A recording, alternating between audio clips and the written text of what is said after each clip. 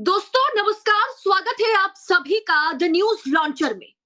उत्तर प्रदेश विधानसभा में बवाल मच गया है और आज उत्तर प्रदेश विधानसभा में जब बजट सत्र का शुरू हुआ तो वहां पर विपक्षी विधायकों ने यानी अखिलेश के विधायकों ने तहलका मचा दिया, योगी से भिड़ गए। यहां तक कि राज्यपाल का जो अभिभाषण है उसे तक रोकना पड़ गया। इस पर हमारे साथ लखनऊ से सीधा कौशलेंद्र जी जुड़ेंगे और हमारे साथ आशीष चित्रांशी सर भी जुड़ गए हैं। लेकिन सबसे पहले कौशलेंद्र जी आपके पास जाएंगे, अपडेट क्या है, क्या तहलका मचा विधानसभा के अंदर? देखिए, सुबह जो है करीब 9 बजे से ही समाजवादी पार्टी के जो विधायक हैं, वो अपने गले में तख्ती लगाकर और करीब जो है बैनर पोस्टर लेके वो विधानसभा की तरफ कूच कर गए। सब जानते थे कि बजट सत्र का पहला दिन है, राज्यपाल अभिभाषण देंगी, इसलिए अभिभाषण से पहले ही समाजवादी पार्टी के जो विधायक थे, या उनको यही चीज कह सकते हैं, समाजवादी पार्टी के राष्ट्रीय अध्यक्ष अखिलेश यादव, जो कि कल ही देखिए कैंसर इंस्टीट्यूट, आईटी हब और जो अमूल डेयरी प्लांट है वहां पहुंच के अपने विधायकों को दिखा दिया कि देखिए समस्या है, सदन में भले मैं नहीं हूं, अब तो लोकसभा में मैं बैठ रहा हूं, लेकिन विधानसभा में अगर ये मुद्दे जनहित के नहीं उठेंगे तो बीजेपी को घेरने का जो मौका है वो मिलेगा नहीं। और वहीं शिवपाल यादव जिस तरह से अमूल डेयरी प्लांट पर कल ही रात शाम को पहुंच के उन्होंने जो बयान दिया कि कुंभ में मौत के सही आंकड़े जब तक सरकार नहीं जारी करेगी, हम सदन में इसका मांग जरूर उठाएंगे। और आज वही हुआ। यही नहीं, जो अमेरिका से प्रवासियों को जो अवैध तरीके से जो गए थे, जो कह रही है सरकार, उनको जो वापस लाया गया। समाजवादी पार्टी के विधायक मेरठ से जो अतुल प्रधान है, सरदना से विधायक हैं, वो अपने आप को खुद जंजीरों में जकड़ कर वो विधानसभा पहुंच गए और उस जगह पहुंचे थे जहां विधानसभा का मुख्य द्वार है, जहां पे चौधरी चरण सिंह की प्रतिमा लगी है, वहां पे उन्होंने विरोध दर्ज कराया। अभिभाषण जब राज्यपाल का शुरू हुआ 11 मिनट या करीब 11 बजे से, उसके बाद जो है करीब 59 मिनट का अभिभाषण था। जो पत्र था अभी हम आपको भेज देंगे, वो पत्र पढ़िए, कम से कम वो 1 घंटे से कम न लगता का अभिभाषण जो राज्यपाल देती। लेकिन मजबूरी में, क्योंकि समाजवादी पार्टी के जो विधायक थे और विपक्ष के जो तमाम विधायक थे, वो सब इकट्ठा होकर उनके अभिभाषण के दौरान हंगामा करने लगे और उनको धन्यवाद करने का मौका तक नहीं दिया। राज्यपाल को अपना अभिभाषण 8 मिनट में ही खत्म करके वहां से निकलना पड़ गया। ये स्थिति हुई।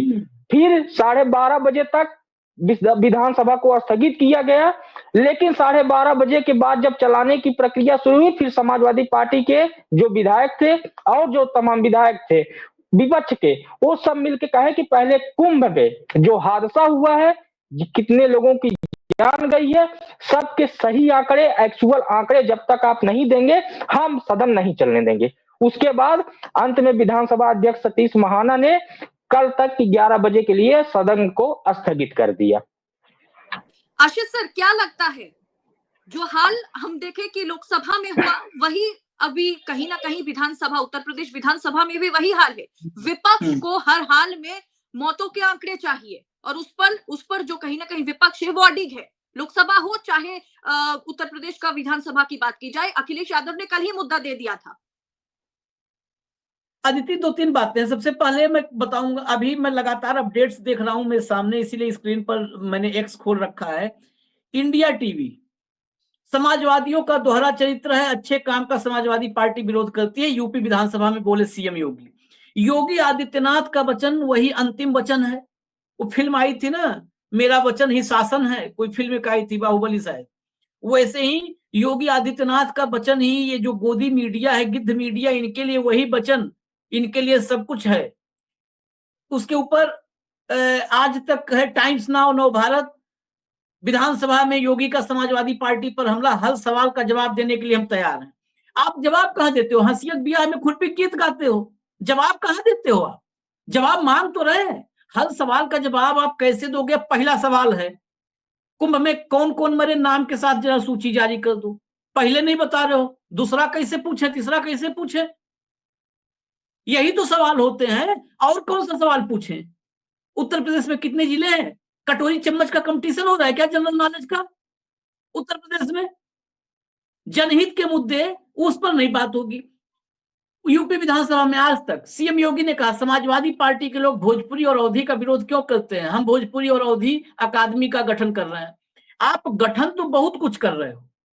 आपने 40 लाख करोड़ अमाउंट सुनने में अगर इसके जीरो पूछे जाए तो हो सकता है एक बार वो गौरव वल्लभ को भी जोड़ना पड़े। जीरो मामलों के जानकार भाजपा में चले गए हैं, पहले कांग्रेस में थे, संबित पात्रा से जीरो पूछते थे। 40 लाख करोड़ का एमओयू साइन किया है इन्वेस्टर सबमिट करवा करके। वो इन्वेस्टर जब इन्वेस्टर सबमिट होता है तो यूपी वालों को लगता है, खासकर अंधभक्तों की, कि वो अपने घर में भी जगह देखते हैं, रुपया कहाँ रखेंगे, इतना निवेश आ जाएगा। नौकरी के लिए अपने घर में गिनने लगते हैं कितने बेरोजगार हैं, नौकरी इससे ज्यादा ना आ जाए। 40 लाख करोड़ का एमओयू, 40 रुपए के इन्वेस्टमेंट का कोई कहीं पर प्रमाण लेकर खड़ी है क्या उत्तर प्रदेश सरकार? अखिलेश यादव ने अपने प्रेस कॉन्फ्रेंस में कहा कोई जवाब देने आया? जवाब देने को तैयार हो, आपने किसी ने जवाब दिया? दिन भर, अच्छा ये भी नहीं कि आप लोग मौन हो, दिन भर वाचाल हो। सुबह शाम तक योगी आदित्यनाथ, ब्रजेश पाठक, केशव मौर्य, माइक लगाओ बस, खाली बस ध्यान रखो माइक लगाते समय एएनआई वाले तरीके से माइक मत लगाना, नहीं तो क्या बोला था उसको योगी आदित्यनाथ ने याद होगा, उसकी क्लिप आज भी होगी, अब हम नहीं इस शब्द का इस्तेमाल करेंगे। तो दिन भर वाचाल है। क्या कहा अखिलेश ने? 40 लाख करोड़ का एमओयू हुआ है, और जो पोर्टल है इन्वेस्टर्स वाला 40 लाख करोड़ का एमओयू वाला, उस पोर्टल को शायद आप लोगों ने उस पर खबर भी की थी, उस दिन चेक भी करवाया था मैंने। वो पोर्टल पे वो पेज ही बंद है जहां पर इन्वेस्टर समिट के इन्वेस्टमेंट की डिटेल्स हैं। एक एक एमओयू की डिटेल है कि एमओयू कितने का हुआ, उस पर कुछ हुआ है कि नहीं है, उसको बंद कर रखा है, क्योंकि बताने के लिए कुछ है ही नहीं है, बताने के लिए कुछ है ही नहीं है।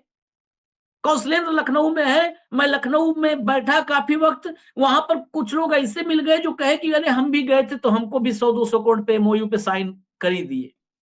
नाम मैं नहीं लूंगा, एक कभी पत्रकार के रूप में बैठा करते थे, डिबेट में भी, मर्सिडीज वगैरह में घूमते हैं अब, उन्होंने भी सुना मैं कि 100-200-300 करोड़ रुपए के एमओयू कर दिए थे। तो बहुत उसमें ये जो झोल है, आप जवाब कहते हो हम जवाब सब देंगे, जवाब देते ही तो नहीं हो। अब जब जंजीर वाली तस्वीर दिखाते हैं, जंजीर सिर्फ उतने नहीं है प्रवासी भारतीय, जंजीर में उत्तर प्रदेश अतुल प्रधान भी यहाँ पे चूक गए। उत्तर प्रदेश की आवाम रेडियो में कैद है, उसकी जुबान कैद है। प्ले करिए जरा, सुना दीजिए। बोलते हैं लगातार कि विश्व में देश का डंका बज रहा है, उनको शर्म नहीं आती। हमारे खुद के भारतीय लोग जिनको 40 घंटा वो अभी देखिए एक नैतिकता का अस्थि कलश लेकर के एक विधायक आशुतोष सिन्हा है, वो भी आए हैं, उनको भी दिखाइए जरा। आशुतोष सिन्हा है, ये विधायक है समाजवादी पार्टी के।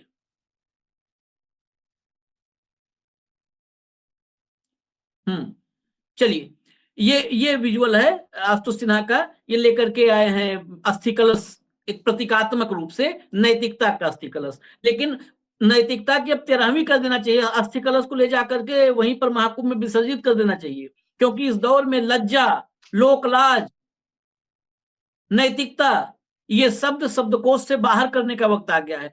अभी क्या कहे, बात इस समय देश में या प्रदेश में हो रही है आपके जो है महाकुंभ की, महाकुंभ भी आपकी उपलब्धि है ना, तो उस पर चर्चा करिए ना। फिर एक रिपोर्ट आई है, उस पर हम अलग कार्यक्रम लेके आएंगे। करोड़ों लोग, जो 52 करोड़ लोग को स्नान करवाया, वो कहां पर किस पानी में करवाया, उस पर एक रिपोर्ट आई है, और सरकारी रिपोर्ट नहीं अभी चर्चा करूंगा, बस इतना जान लीजिए जो रिपोर्ट आई है, अभी मैंने उसका डिटेल मंगवाया हुआ है। उस रिपोर्ट के मुताबिक वो मलमूत्र वाला पूरा का पूरा वो, और पोल्यूशन कंट्रोल बोर्ड की रिपोर्ट है, वो रिपोर्ट हमारी नहीं है। उस रिपोर्ट का डिटेल आ जाएगा जब मेरे हाथ में रहता है दस्तावेज, तब फिर हम बोलते हैं। तो उस पर चर्चा क्यों नहीं विधानसभा में होनी चाहिए? अब जरा देखिए, वो फोटोग्राफ सभी कंट्रोल रूम ने दिखाए थे। आप बता रहे हैं अवधी की बात करो, भोजपुरी की बात करो, ये अवधी भोजपुरी की बात तो हम करेंगे ही करेंगे। ये देखिए आप, जो मुद्दे हैं, अगर इसको फुल फ्रेम कर देंगे आप एक बार, तो इसमें मुद्दे सारे दिख जाएंगे।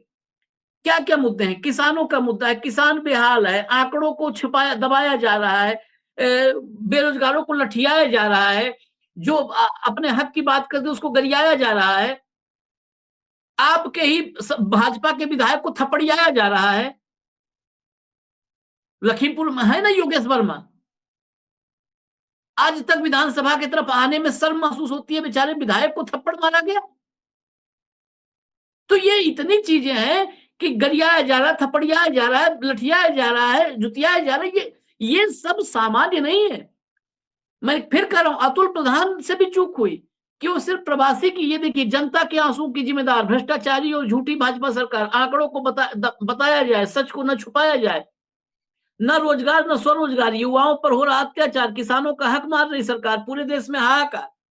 अब इसके बीच में जब माननीय महामहिम कुंभ में मौतों का आंकड़ा जारी,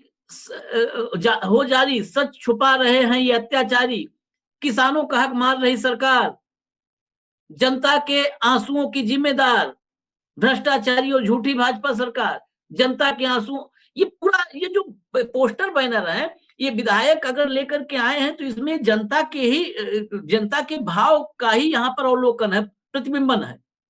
ये अपने मन से नहीं कुछ कर रहे हैं। और जनता के बीच रहना है तो जनता के बीच ही चुनावी राजनीति करनी है ना, तो जनता के मनोभाव को तो रखना पड़ेगा। उस कुंभ का जिसका डंका बजा रहे हैं रोज, आज 52 करोड़ हो गए, 53 करोड़ हो गए, जैसे बढ़ रहा है वो आंकड़ा, उस पर चर्चा होना चाहिए। योगी जी की उपलब्धि है और डंका बजेगा, हमको लगता है चर्चा हो जाएगा तो और डंका बजेगा उत्तर प्रदेश में और देश भर में बजेगा। प्रधानमंत्री बनना है आगे उनको, प्रधानमंत्री बनना है उनको आगे। लेकिन ये हालात जो है, माननीय राज्यपाल आनंदीबेन पटेल, बताया कौशल ने 8 मिनट भी नहीं, 7 मिनट कुछ सेकंड में भाषण रोकना पड़ गया। ये जो सत्र के शुरुआत में राज्यपाल का भाषण होता है, अभिभाषण, या राष्ट्रपति का होता है संसद में अभिभाषण, ये घंटे भर से कम का नहीं होता है। बेसिकली ये सरकारी दस्तावेज होता है। इसमें कोई भी ये कल्पना करे, ये रेयरेस्ट ऑफ रेयर देश में 1-2 राज्यपाल के साथ हुआ है कि जिन्होंने जो अभिभाषण उनके पास गया था उसके उलट वहां बोलना शुरू कर दिया।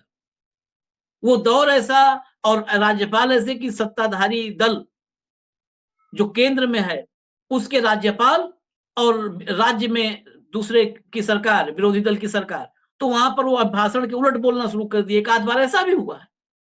लेकिन यहां पर तो आनंदीबेन पटेल और योगी आदित्यनाथ बैठे हुए थे, सरकार का दस्तावेज उनको पढ़ना होता है। क्या अभिभाषण की शुरुआत महाकुंभ में हुई मौतों से हुई? नहीं हुई। अगर नहीं हुई तो शर्मनाक है, ये पूरी जिम्मेदारी से कह रहा हूं मैं, शर्मनाक है ये। उसके बाद जो उस भगदड़ के बाद ये सत्र हो रहा था ना, माननीय राज्यपाल के अभिभाषण की शुरुआत, जिन्होंने जान गंवाई है, जिनके परिजन लापता हैं, उनके साथ संवेदना के साथ ये अभिभाषण की शुरुआत होती तो स्वागत करते, हम भी स्वागत करते कि माननीय राज्यपाल जो है और राज्यपाल को जो भाषण दिया गया है, उन दोनों लोग को का आभार, योगी आदित्यनाथ और आनंदीबेन पटेल दोनों का आभार प्रकट करते कि चलिए आपने कुछ भी किया, 15 दिन, 20 दिन, 25 दिन में आप आंकड़ा नहीं बता रहे हो, लेकिन कम से कम सदन के पटल पर जब पहली बार शब्द जुबान खुली तो उन मृतकों के प्रति या जिनके अपने लापता हैं, नहीं मिल रहे हैं, उनके प्रति आपके दिल में संवेदना है और सरकारी मतलब आपने सदन के पटल पर उसको रखा है, ऑन रिकॉर्ड कर दिया है, ऑन रिकॉर्ड कर दिया है। ये बड़ी बात है। चलिए एक बात तो हम आभार आपका प्रकट करेंगे ही करेंगे, इतना तो होना चाहिए था। कौशलेंद्र बताएंगे और डिटेल, आप जरा कौशलेंद्र से अपडेट। जी सर, आपके पास जाएंगे, कौशलेंद्र जी आपके पास जाएंगे। आप बताइए कि विपक्ष कितना मजबूत है इस मुद्दे को लेकर के, क्या 1-2 दिन में वो भी भूल जाएंगे और जाकर के सदन में बैठेंगे, या इस मुद्दे को वो एकदम थाम के रखेंगे और इस पर चर्चा करे बिना वो सदन में घुसेंगे नहीं जब तक ना सरकार ये कह दे हाँ इस पर अब चर्चा होगी? देखिए, अभी आशीष सर ने जो कहा जो है कि अभिभाषण जो कुंभ में मौत हुई, अगर उस पर थोड़ा सा जो है 2 मिनट का शांति मौन भी हुआ होता तो कहने की बात थी। आशीष सर, उस अभिभाषण में महाकुंभ और 144 साल का नाम फिर आया, लेकिन उस भगदड़ की जो है जरा सा भी जिक्र नहीं हुआ। इसी की वजह से समाजवादी पार्टी के जो विधायक हैं वो हंगामा करने लगे कि अगर जो है आप ये बता रहे हैं कि वहां महाकुंभ में 52 करोड़ लोग, विश्व का सबसे बड़ा मेला आपने घोषित कर दिया, लेकिन उसी मेले में जो अव्यवस्था फैली उसका भी जिक्र तो कहीं होना चाहिए था, लेकिन वो नहीं हुआ। इसी पे समाजवादी पार्टी के जो विधायक थे वो बवाल किए। और जो अभी आप ये कह रही हैं कि ये क्या भूल जाएंगे, ये भूलने वाले नहीं है, क्योंकि अगर भूलने वाले रहे होते तो उसके बाद भी तमाम विपक्षी नेता जाके कुंभ में स्नान किए हैं। लेकिन अखिलेश यादव जब भी मुखर होते हैं अभी भी वो आंकड़े को लेके ही बात करते हैं कि जब तक ये आंकड़े दे नहीं देंगे तब तक हम चुप नहीं बैठेंगे। शिवपाल यादव ने तो यहां तक कह दिया कि अगर 2027 में सत्ता परिवर्तित हुई तो सच तो जमीन फाड़ के हम निकाल लेंगे कि आखिर में आंकड़े क्या थे, और बख्शेंगे नहीं। तो इसलिए इस मुद्दे को तो कभी वो ठंडा नहीं होने देंगे।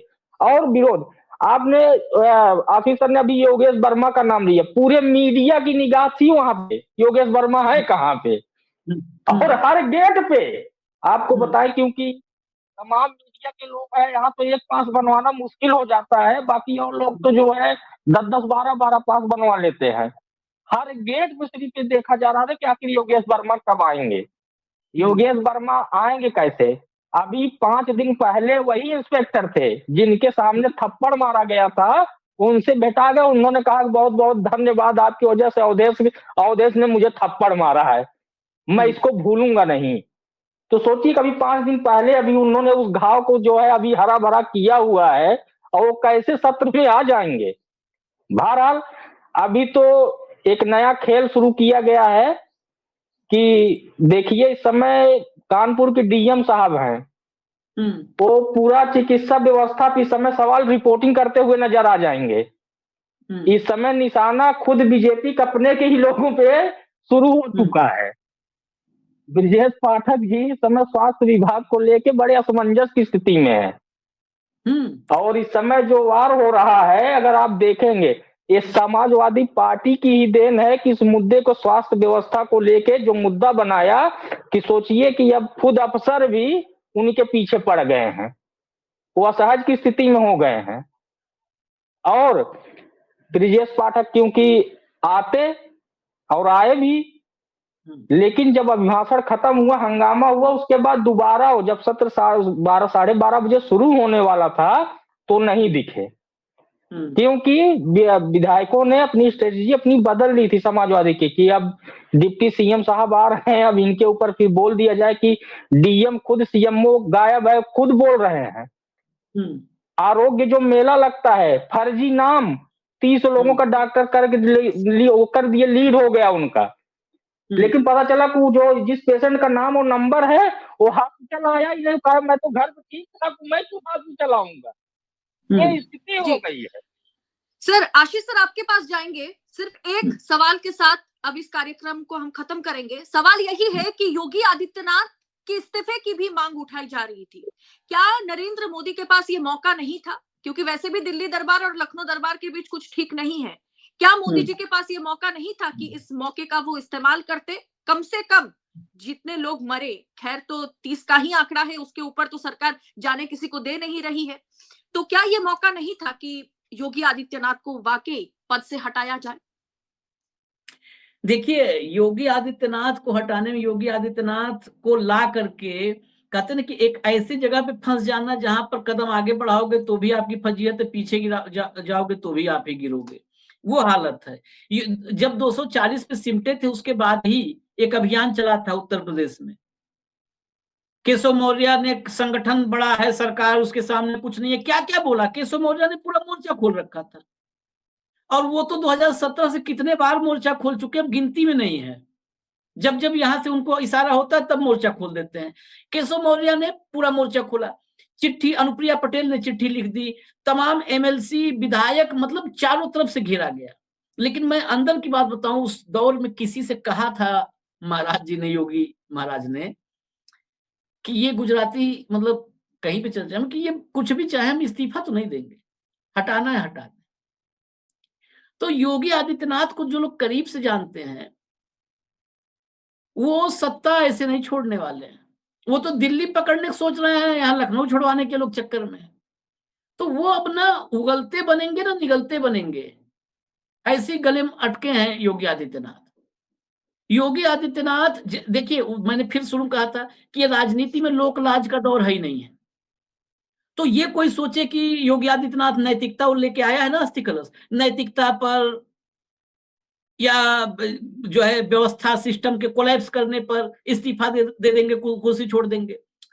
अरे कुछ भी हो जाए, कुछ भी, मैं आपको ये बता रहा हूं, कुछ भी, कोई परिस्थिति पैदा हो जाए, कितनी भी बुरी परिस्थिति, योगी आदित्यनाथ से जो भी ये सोचता है या कल्पना करता है कि इस्तीफा देंगे, योगी आदित्यनाथ कतई नहीं देंगे इस्तीफा, कतई नहीं देंगे, कुछ भी हो जाए।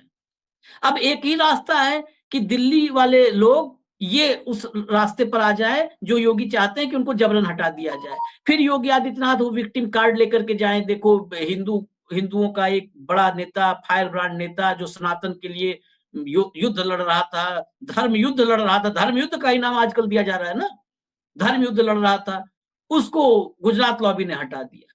वो विक्टिम कार्ड वही आखिरी है। वो रिस्क दिल्ली वाले नहीं लेना चाहते, वो रिस्क दिल्ली वाले नहीं लेना चाहते। क्यों नहीं लेना चाहते दिल्ली वाले? उसकी वजह यह है कि जनता आज की तारीख में, दिल्ली वालों ने ही उस जनता के माइंडसेट को उस लेवल पे पहुंचा दिया है कि जनता जब करेगी मूल्यांकन, तो ये मूल्यांकन नहीं करेगी मरे कितने, ये मूल्यांकन नहीं करेगी गंगा पानी कैसा था, ये मूल्यांकन नहीं करेगी कि हर दूसरे दिन आग लग रहा है प्रयागराज के महाकुंभ में, हर दूसरे दिन आग लग रहा है, ये नहीं करेगी। जनता जो मरे कहेगी वो हिंदू ही थे, वो कोई मुसलमान नहीं थे। नहीं, वो तो है ही है। जनता क्या मूल्यांकन करेगी? महाराज जी धर्म ध्वजा फहरा रहे थे, महाराज जी धर्म ध्वजा फहरा रहे थे, तो महाराज जी जुबान से रोज फहराते हैं, और उनको मोदी शाह ने रोका है। ये देखिए, जब आप कई बार किसी के माइंड, दिमाग को कैप्चर करने की कोशिश करते हो, ब्रेन वॉश करने की कोशिश करते हो, तो एक ऐसी फौज तैयार कर देते हो। भस्मासुर की कहानी सबने सुना होगा। वो कितना मुश्किल हो गया था इस जगत को, सृष्टि को बचाना। आशीर्वाद देने वाले प्रभु ही भग रहे थे कि उन्हीं सर पे हाथ रख के उन्हीं भस्म करने चल दिया था। तो जो ये फौज तैयार हुई है, ये बहुत लोगों को गलतफहमी होगी कि ये अंधभक्तों के बारे में बहुत लोगों को गलतफहमी होगी कि ये मोदी के हैं, योगी के हैं। ये किसी के नहीं है। जिस दिन इनको जो डोज, इनको सुबह दोपहर शाम 3 टाइप की डोज चाहिए, खुराक चाहिए, वो यहाँ के लिए खुराक चाहिए होती है कि उनका वो, उनकी परत जो है, वो लेवल मोटा वाला जो परत पड़ी है दिमाग पर, वो मेंटेन रहे, उसका क्षरण ना हो पाए। वो डोज अगर ये नहीं मिलेगा तो ये किसी को भी दौड़ा लेंगे। उसका उदाहरण भी मैं बता देता हूँ। मोहन भागवत ने कह दिया कि हर मस्जिद में मंदिर मत तलाशो भाई, बस अयोध्या तक हो गया। हमने 3-3 प्रोग्राम किए थे, आज भी ऑफिस में डॉक्यूमेंट्स में पड़े हुए हैं वो सारे स्क्रीनशॉट्स। सोशल मीडिया पर भाग मोहन भागवत भाग, ये कैंपेन टाइप चल गया था, सनातन द्रोही हो गया। वो मोहन भागवत जो आरएसएस का मुखिया, और आरएसएस का मुखिया संघ और भाजपा परिवार और अंधभक्त परिवार का सर्वोच्च पद है, वो उस पर आसीन है। वो जैसे पोप ईसाइयों में, वैसे ही, मतलब हम उनसे नहीं तुलना कर रहे हैं, लेकिन जो कथित रूप से अपने आप को तो यही बनाया है ना कि हिंदुओं का अगर कोई एक ही रहनुमा है तो ये संघ और भाजपा परिवार है, और इसका चीफ कौन? मोहन भागवत। जब मोहन भागवत के पीछे पड़ सकते हैं कि भाग भागवत भाग सनातन द्रोही, तो फिर मोदी, शाह, योगी क्या है? ये भी आएंगे निशाने पर। इसीलिए ये जो पूरा रस्सा कस्सी, ये चर्चा मैंने क्यों की, दिल्ली और लखनऊ के रस्सा कस्सी में यही तो भ्रम है और डर है दोनों, कि अगर योगी को, तो योगी संवैधानिक पद पर बैठे व्यक्ति के रूप में कभी बयान ही नहीं दिए। वो हिंदू हिंदू सनातन, कठमुल्लापन नहीं आने देंगे विधानसभा में। उनका स्टेटमेंट, कठमुल्लापन नहीं हावी होने देंगे उत्तर प्रदेश पर। तो जब आप भाषण ही दे रहे हो हिंदू नेता के रूप में, मुख्यमंत्री पद पर आसीन होकर के, तो वही खुराक, यही खुराक होती है जो सुबह दोपहर शाम वाली चाहिए खुराक। जैसे ही दिल्ली हटाएगा, वो कहेंगे देखिए महाकुंभ में 52 करोड़ लोगों को स्नान करवाने वाले योगी आदित्यनाथ को गुजरात लॉबी नहीं हजम कर पाई। तो यही जो अंधभक्त हैं, जो भस्मासुर रूपी, ये मोदी और शाह के पीछे पड़ जाएंगे। अब वही बात है कि ऐसे मुकाम पर खड़े हैं ये तीनों तिकड़ी, मोदी, शाह और योगी आदित्यनाथ, ऐसे खड़े हैं ना कि कोई भी हिलेगा, वो कौन सा होता है एक झूला, अब उसमें जैसे कार अटक गई हो खाई में, कोई भी हिलेगा तो ये पूरा का पूरा संतुलन ही बिगड़ जाएगा, कोलैप्स कर जाएगा। वो जो त्रिकोण बना है ये कोलैप्स, अगर एक भी हिला, उधर योगी को हिलाए तो योगी हिलेगा तो इधर मोदी और शाह भी कोलैप्स कर जाएंगे। तो ये त्रिकोणीय संतुलन है, इस संतुलन में कोई किसी को हिलाना नहीं चाह रहा है, सब जुबानी कर रहे हैं, वार वार जो है एक दूसरे पर अंदर खाने गिराने की कोशिश कर रहे हैं कि कोई खुद ही रिप्लेस कर जाए, हट जाए, उसकी जगह हम दूसरा खड़ा कर देंगे बैलेंस बनाने के लिए। लेकिन छोड़ने के लिए कोई तैयार नहीं है, क्योंकि त्याग कुर्बानी ये कहीं अब है नहीं राजनीति में, और भाजपा की राजनीति में कुर्बानी लेना अब वो महत्वपूर्ण है, कुर्बानी देने वाला तो कोई नहीं है, कोई नहीं है।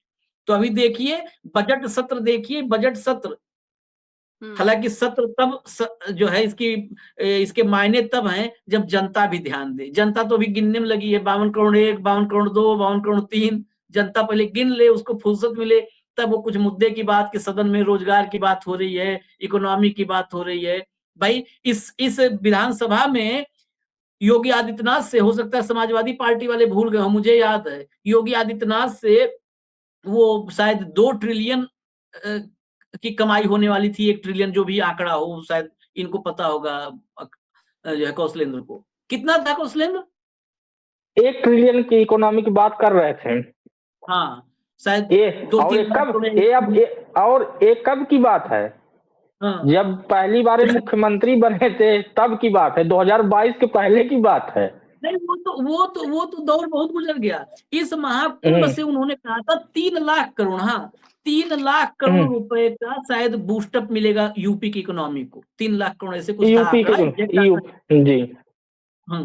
तो उतना बूस्टअप मिल जाएगा, इतनी कमाई यूपी में आएगी, इतना रेवेन्यू बढ़ जाएगा, उसका भी हिसाब किताब मांग लेना चाहिए। बही खाता दिखाओ कितना बढ़ा इकोनॉमी में। और अगर 3 लाख करोड़ रुपए आया, 3 लाख करोड़ अगर आया है तो उत्तर प्रदेश की इकोनॉमी के लिए बड़ा बूस्टर है। अब वो 3 लाख करोड़ रुपए लगाएंगे कहाँ योगी जी? कहाँ लगाएंगे? हिंदू राष्ट्र बनाने में लगाएंगे या मेडिकल कॉलेज स्कूल बनाने में लगाएंगे? कहाँ लगाएंगे? ये सब हिसाब किताब इस सदन में होना चाहिए, लेकिन मुझे उम्मीद नहीं है कि हो पाएगा। अदिति जी सर, बहुत बहुत शुक्रिया आप दोनों का ही हमारे साथ जुड़ने के लिए।